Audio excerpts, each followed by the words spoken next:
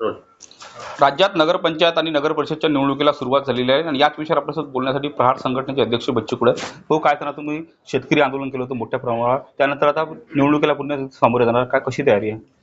निवडणुकीची तयारी कसं आहे, आता ते काही आजची थोडी निवडणूक आहे. तयारी करून एक सगळ्या जनतेमध्ये संभ्रम आहे का आम्ही मतदाराच्या घरापर्यंत जाऊन मतं मागण्याची तयारी करायची आणि भाजपवाले मात्र ईव्हीएममध्येच तयारी करत असन, तर मग त्याला अर्थ काय उरतंय? म्हणजे निवडणूक आहे का कटकारस्थान आहे असं सगळं तर म्हणजे त्याच्या मागचं मोठा संभ्रम लोकांमध्ये आहे.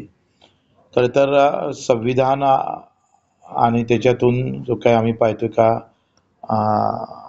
राष्ट्राला गती देण्याचं काम आपण करतोय संविधानाच्या माध्यमातून. तर संविधानातला महत्त्वाचा आणि लोकशाहीतला महत्त्वाचा आत्मा जो आहे तो निवडणूक आहे.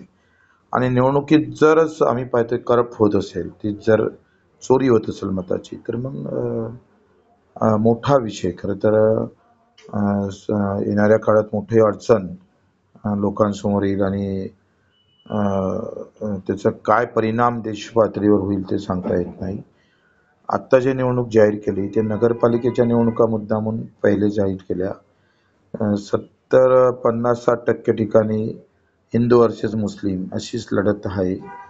त्याच्यानं ते धर्मयुद्ध निर्माण करून त्याचा परिणाम ग्रामीणवर जाईल आणि हिंदू मुस्लिमच्या याच्यामध्ये बऱ्याच ठिकाणी जिथं हिंदूची संख्या जास्त, जिथं मुस्लिमची संख्या जास्त, तशा पद्धतीनं त्याचे फायदे तोटे होत राहतं आणि तो भाजपला जास्त फायदा होतो या सगळ्या याच्यामध्ये. तर तो एक मोठा डाव भाजपनं खेळलेला आहे. का शहरात भाजपचं मतदान जास्त आहे त्याच्यानं ते पहिले घेतलं आणि लगेच 10 दिवसानं कदाचित जिल्हा परिषद जाहीर करेल.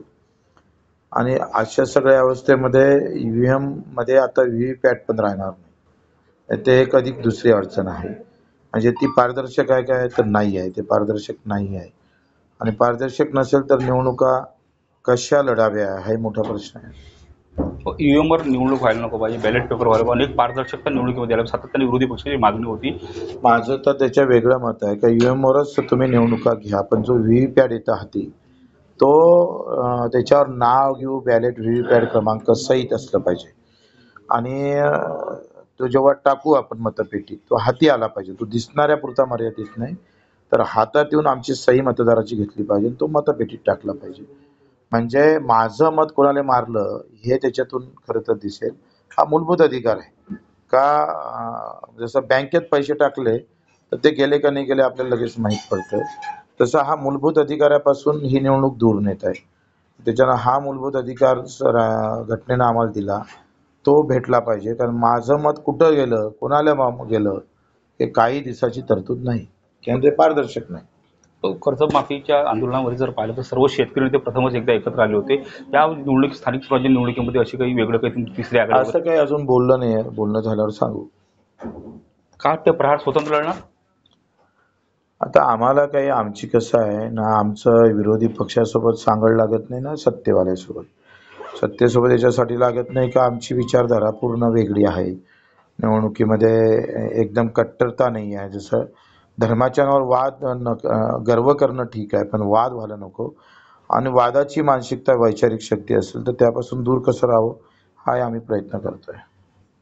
निश्चितच पारदर्शक पद्धतीने निवडणूक झाल्या पाहिजे. तसंच व्हीव्हीपॅट सुद्धा या निवडणुकीमध्ये असायला पाहिजे होती, अशी सुद्धा मागणी जी आहे बच्चू कडू यांनी केलेली आहे.